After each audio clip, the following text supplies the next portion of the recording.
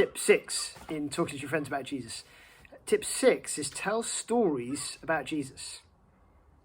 Look, if you tell someone that you're a Christian, you ever thought that people will understand that very differently now than they would have done 100 years ago, 200 years ago, 500 years ago?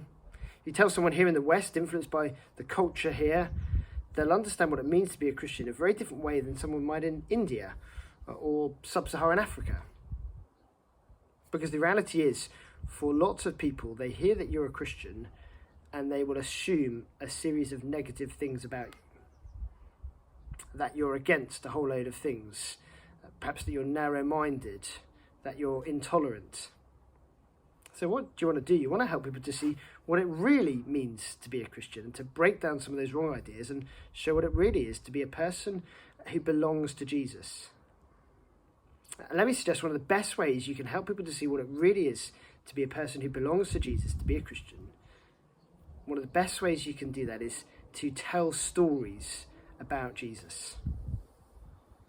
Look, take for example, people assuming that by being a Christian you enjoy no freedom, you live a very restrained life, not able to do lots of the things that people would consider fun. Well, if that's what someone assumes, then why not tell them the story in John 2 of Jesus turning water into wine and people enjoying the best of wines at a great party.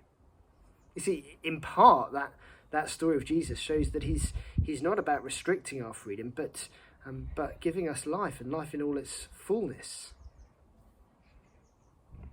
So why not go away and spend time reading the Gospels, thinking, how might you pick up on the stories of Jesus to show people what it really means to be a Christian, how good it is, how wonderful it is, how it's the best life.